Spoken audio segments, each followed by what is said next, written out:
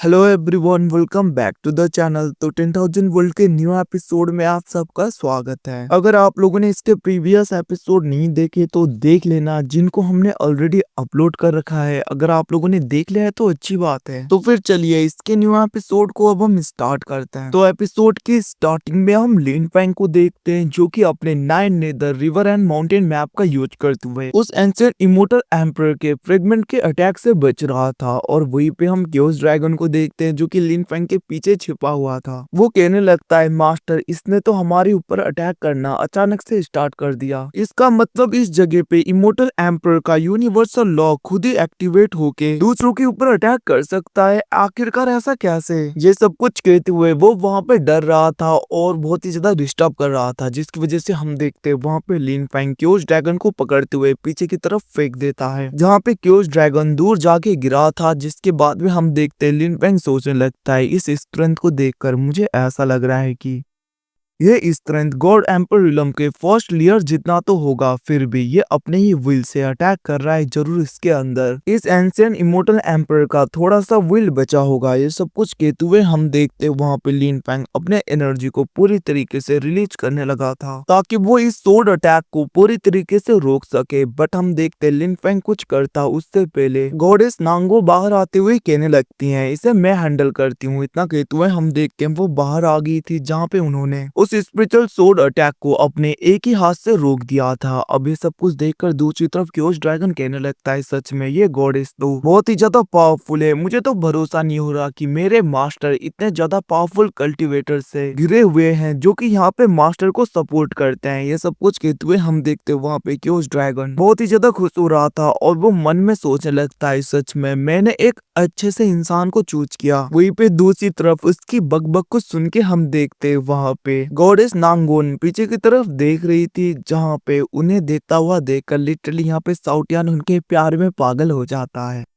मतलब कि उनके साइड लुक को देखकर वो गधा वहीं पे गिर गया था। वो कहने लगता है, कितनी प्यारी गॉडेस है। वहीं पे दूसरी तरफ हम गॉडेस नांगो को देखते हैं, जो कि उस सोर्ड अटैक को पूरी तरीके से डिस्ट्रॉय कर देती है। जिसके बाद में हम देखते हैं वो वहां पे कहने लगी थी, अभी भी इस इमोर्टल एम्परर के यूनिवर्सल लॉ के अंदर उसके एम्परर का थोड़ा सा विल बचा हुआ है, तो ना मैं उसे भी डिस्ट्रॉय कर दूं। इतना कहते हुए हम देखते हैं वहां पे गॉडेस अपने सोर्ड को बाहर की तरफ निकालने लगी थी, और हम देखते हैं वो वहां पे अपने सोर्ड के बहुत ही ज्यादा क्लोन्स को बनाते हुए अटैक करने के लिए तैयार हो जाती हैं। और वो डायरेक्टली उस इमोर्टल एम्परर के यूनिवर्सल विल के ऊपर अटैक कर देती हैं। और हम देखते हैं वो अटैक आगे की तरफ बढ़ने लगा था, जिसको देखकर उस फॉर्मेशन के अंदर से एक पावरफुल अटैक आकर हम देखते हैं नांगो के अटैक को रोकने लगा था। और यहाँ पे बहुत ही ज्यादा प्रेशर बाहर की तरफ निकलने लगता है और वहाँ पे धमाका हो गया था। ये सब कुछ देखकर दूसरी तरफ क्योस ड्रैगन बहुत ही ज्यादा शौक पड़ते हुए कहने लगता है, सच में यहाँ पे सीनियर सिस्टर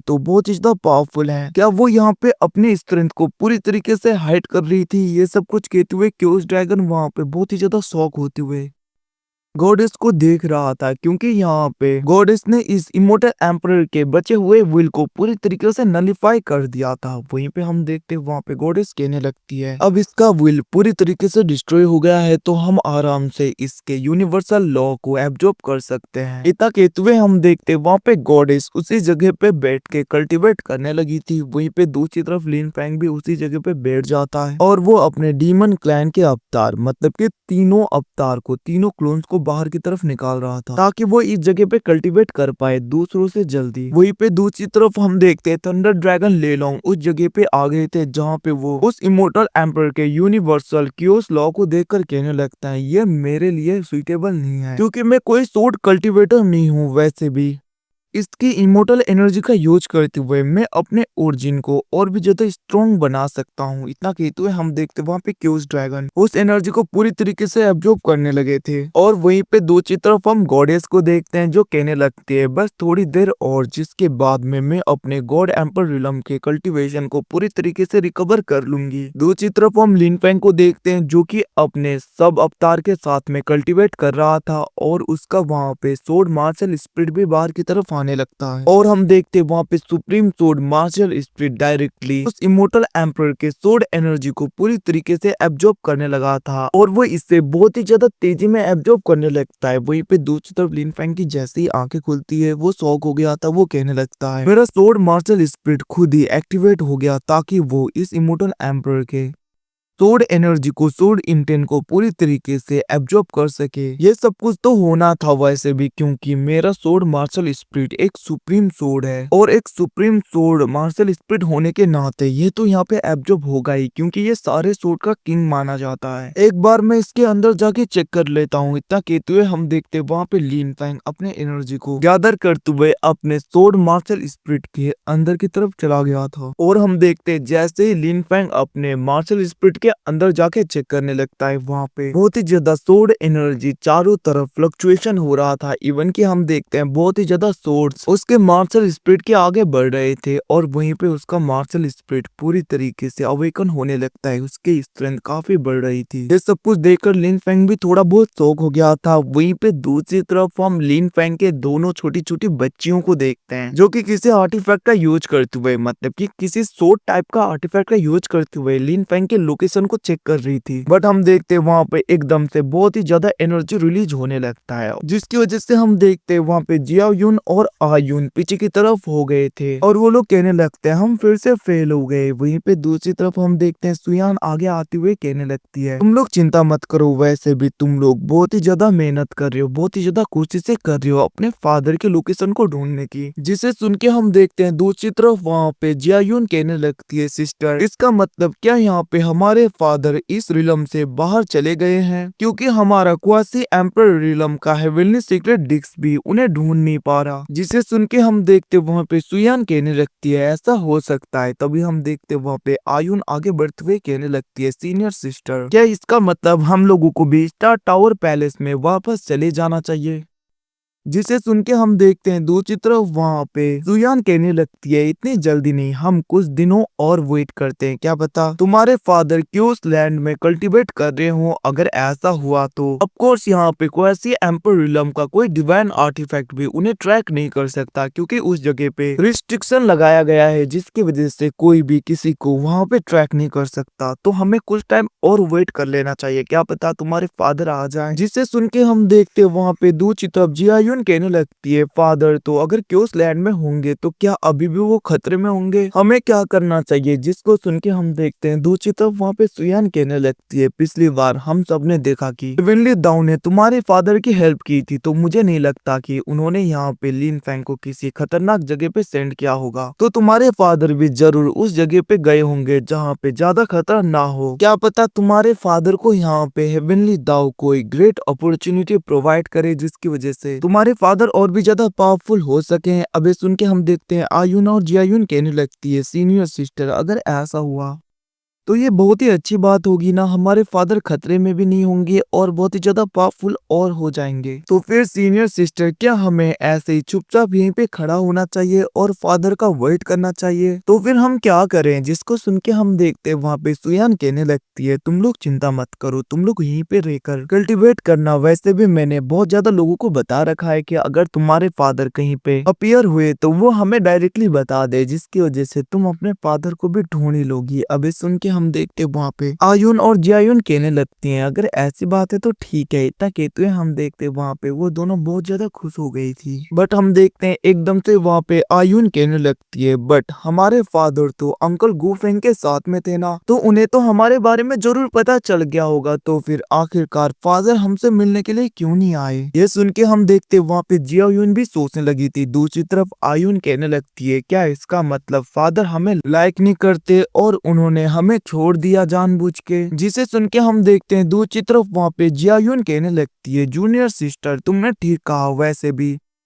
ऐसा लगता है कि अंकल गुफिंग भी हमें प्यार नहीं करते क्योंकि वो तो फादर के साथ में थे और उन्होंने हमें बताया भी नहीं कि उन्हें पता है कि फादर कहाँ पे है, वो जानबूझ के हमसे छुपाए। ये सब कुछ कहते हुए हम देखते हैं वहाँ पे जियायुन भी गुस्सा होने लगती है। जिसे देखकर हम देखते हैं दूसरी तरफ वहाँ पे सिस्टर सुयान आयुन के सर पे हाथ रखते हुए कहने लगती है बेवकूफ लड़कियां, क्या तुम लोगों को इतना भी समझ नहीं है। तुम्हारे फादर तुम दोनों को बहुत ही ज्यादा प्यार करते हैं, अगर तुम्हारे फादर तुम दोनों को लाइक नहीं करते, प्यार नहीं करते, तो वो कभी भी ऐसे क्रिटिकल मोमेंट में खुद के रियल आइडेंटिटी को रिवील नहीं करते और उस जगह पे रिवील नहीं होते। तुम्हें पता है ना, जब तुम्हारे फादर तुम लोगों को बचाने के लिए उस जगह पे अपने आइडेंटिटी को रिवील करते हुए अपीयर हुए थे, उसी वक्त दूसरे इमोर्टल एम्प्रेस ने उनके ऊपर अटैक कर दिया था और इवन की बहुत ही ज्यादा लोग तो तुम्हारे फादर के पीछे पड़ गए थे। अभी सुन के हम देखते वहाँ पे आयुन कहने लगती है, सीनियर सिस्टर आपने ठीक कहा, तो फादर के ऊपर अटैक करने के लिए दूसरे लोग आए थे और उन्होंने हमें प्रोटेक्ट भी किया। इसका मतलब क्या फादर सच में हमसे प्यार करते हैं? जिसे सुनने के बाद में हम देखते वहाँ पे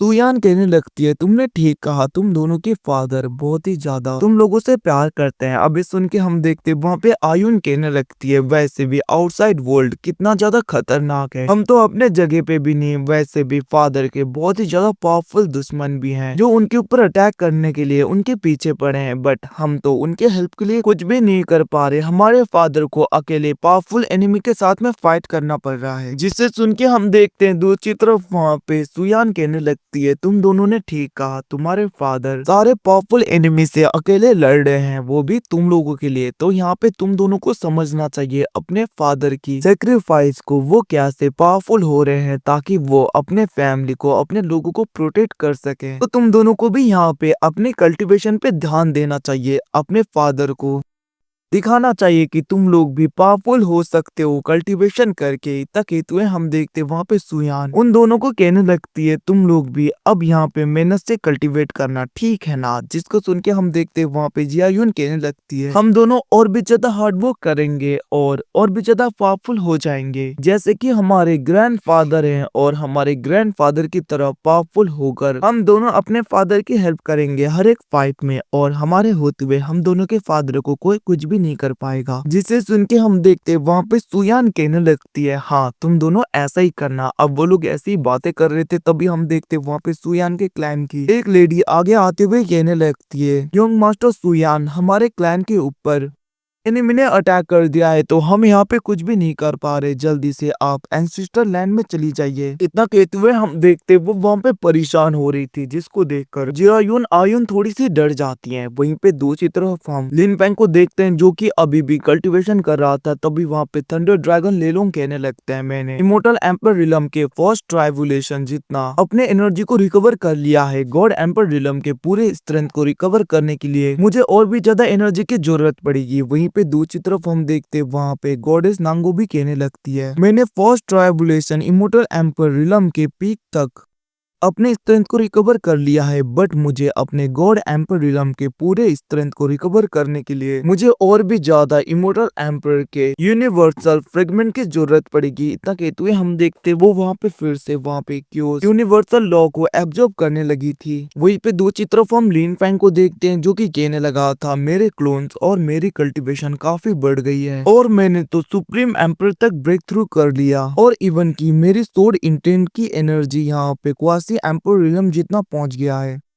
ये सब कुछ कहते हुए हम देखते वहाँ पे लिन फैंग अपने मार्शल सोर्ड स्पिरिट को अंदर रखता है। वहीं पे दूसरी तरफ हम थंडर ड्रैगन लेलोंग को देखते हैं जो कि हंसने लगे थे और वो कहने लगते हैं, सच में ये जगह तो बहुत ही कमाल की है, क्योंकि मैं अपने गॉड एम्पर रिलम के पीक के स्ट्रेंथ को अब यहाँ पे रिकवर करने वाला हूँ। इतना कहते हुए हम देखते वहाँ पे थंडर ड्रैगन लेलोंग बहुत ही ज्यादा खुश होते हुए सारे एनर्जी को एब्जॉर्ब कर रहे थे। वहीं पे दूसरी तरफ हम लिन फैंग को देखते हैं जो कि अपने स्ट्रेंथ का यूज करते हुए हर जगह को ध्यान से देख रहा था। तभी वहाँ पे उसे कुछ फ्रेगमेंट दिखता है, जिसको देखकर थंडर ड्रैगन लेलोंग कहने लगे थे, सच में बहुत ही ज्यादा फेमिलियर सा ऑरा आ रहा है। तभी हम देखते वहाँ पे लिन फैंग कहने लगा था, ये तो क्योस लॉ फ्रेगमेंट है। ये सब कुछ कहते हुए हम देखते वहाँ पे लिन फैंग बहुत ही ज्यादा शॉक हो गया था। दूसरी तरफ थंडर ड्रैगन लेलोंग कहने लगते हैं, क्या सच में? और हम देखते हैं वो भी वहाँ पे खुश होने लगे थे। और गाइस इसी के साथ में ये एपिसोड यहीं पे खत्म होता है। Thanks watching, bye bye, see you again. मिलते हैं अगले एपिसोड में, तब तक के लिए take care, bye bye guys,